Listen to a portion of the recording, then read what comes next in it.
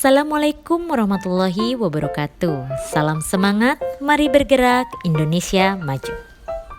Bapak Ibu hebat, saya Isnara Bani, calon guru penggerak Angkatan 6, Unit Kerja SLB Negeri Banjar, Kota Banjar, Provinsi Jawa Barat.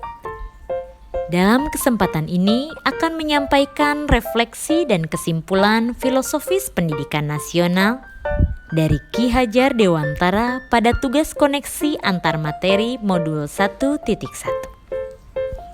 Sebagai pematik koneksi antar materi akan dijabarkan dalam 3 bagian.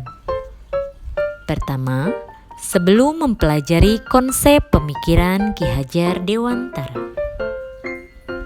Sebelum saya mempelajari konsep pemikiran Ki Hajar Dewantara pada modul 1.1 mengenai filosofi pendidikan nasional, yang terjadi dalam kelas saya adalah 1. Proses pembelajaran terjadi searah. Guru menjadi pusat transfer ilmu, guru aktif mengajar dan peserta didik aktif memperhatikan. Guru kurang memahami karakteristik peserta didik, sehingga kebutuhan peserta didik tidak terpenuhi. 3. Kurangnya kedekatan guru dengan peserta didik, sehingga pembelajaran menjadi kurang hangat dan menyenangkan. 4. Penggunaan strategi dan metode pembelajaran yang monoton, tanpa menimbang kebutuhan dan keinginan dari peserta didik. 5. Mengutamakan terselesaikannya penyampaian materi berdasarkan kurikulum tanpa melihat kemampuan peserta didik. 2. Setelah mempelajari konsep pemikiran Ki Hajar Dewantara.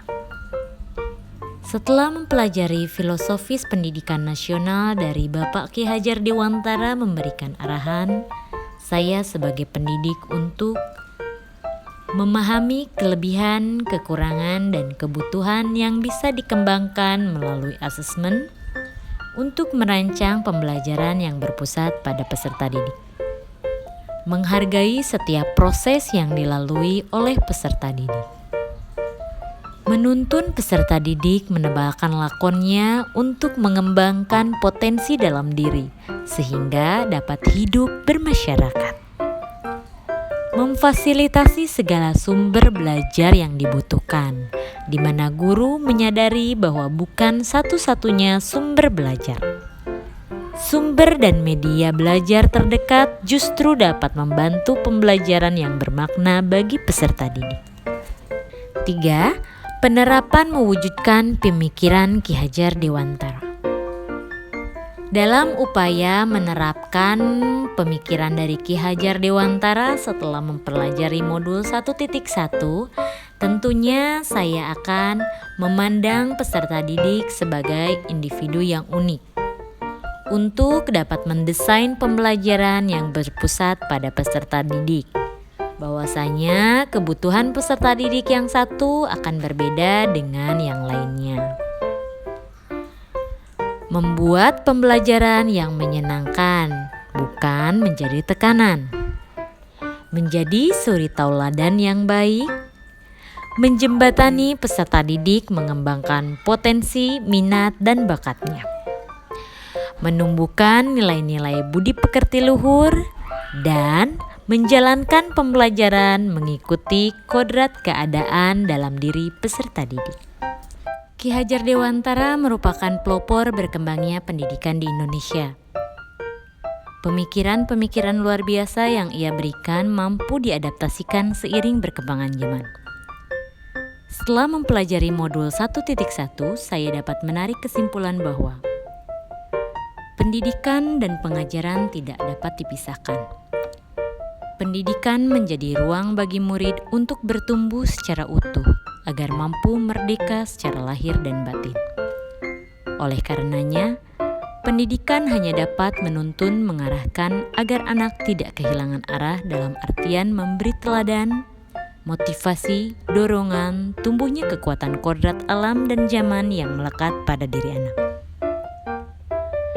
Pendidik menuntun anak untuk mampu mengembangkan kemampuan yang ada pada diri anak mengikuti perkembangan zaman. Namun, tidak meninggalkan identitas diri sesuai kodrat alam yang melekat bermasyarakat hidup dalam kultur sosial budaya daerahnya. Pendidikan sejatinya berhamba pada anak. Pendidik mencurahkan pemikiran dan tenaga untuk menebalkan lakon anak yang merdeka dan berbudi pekerti. Tentu semuanya memerlukan narah hubung yang saling berkaitan antar pendidik, orang tua, dan lingkungan. Membentuk pribadi unggul berkarakter. Demikian penyampaian koneksi antar materi, kesimpulan dan refleksi filosofis pendidikan nasional dari Ki Hajar Dewantara.